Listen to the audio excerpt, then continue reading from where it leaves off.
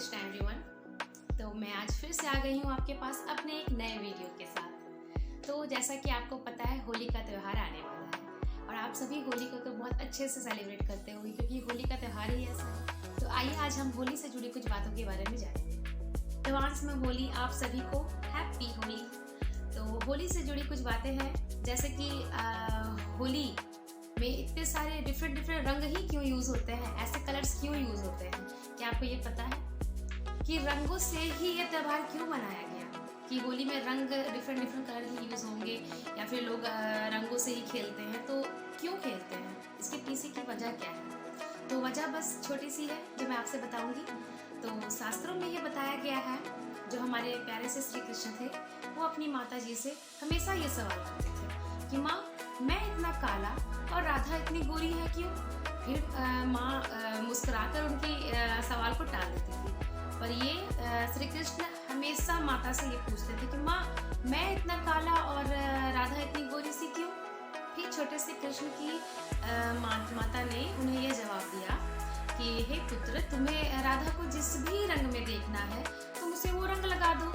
ऐसा जब माता ने श्री कृष्ण से कहा तो ये बात सुनकर श्री कृष्ण बहुत एक्साइटेड हो गए, उन्हें अच्छा लगा। तो उसके बाद फिर अपने सभी दोस्तों के साथ वो रंग लेकर चले गए और राधा और अपनी सखियों को रंग लगाने लगे। तो ये देख के सभी ब्रजवासियों को देखकर बड़ा अच्छा लगा, आनंद आया और फिर सभी लोग रंगों से एक दूसरे को रंगने लगे, हंसने लगे, खेलने लगे, त्यौहार मनाने लगे। तभी से ये रंगों का त्यौहार होली मनाया जाता है।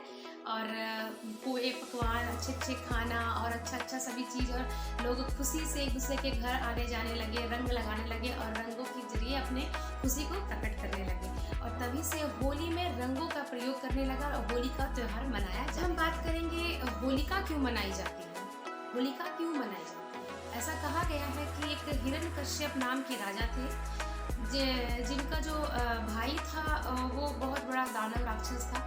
तो भगवान विष्णु ने उनका वध कर दिया था, जिससे हिरण्यकश्यप भगवान विष्णु से बहुत ही चिढ़ते थे और वो बदले की भावना अपने दिल में बनाए रखते थे कि वो भगवान विष्णु का वध करना चाहते थे। परंतु हिरण्यकश्यप के जो बेटे थे प्रहलाद, वो खुद भगवान विष्णु के इतने बड़े भक्त थे कि वो अपने पिता की बातों को पर ध्यान नहीं देते थे, जबकि उसके पिता ये कहते थे कि तुम मेरी पूजा करो, ना कि भगवान विष्णु की।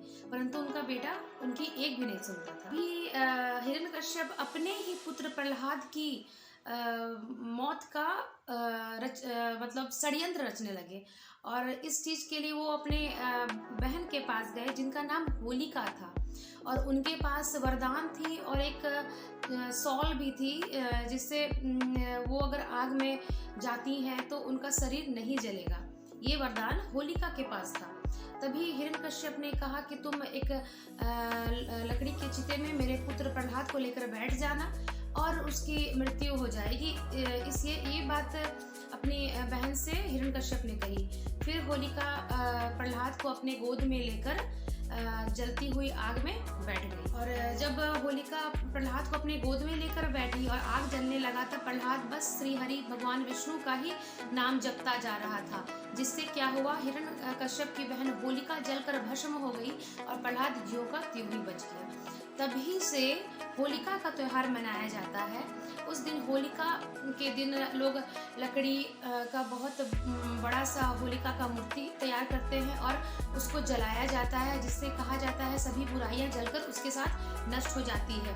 और होलिका के दिन सभी बुराइयों को जलाकर नष्ट करने के बाद दूसरे दिन होली लोग खेलते हैं, जिसमें रंगों से और गुब्बारों से, पानियों से अपने खुशी का इजहार करते हैं। लोग खुशी एक दूसरे को गले मिलते हैं और पुए पकवान खाते हैं और इंजॉय करते हैं और अच्छे से होली का त्यौहार मनाते हैं। तो आप सभी को फिर से happy Holi in advance and Hare Krishna.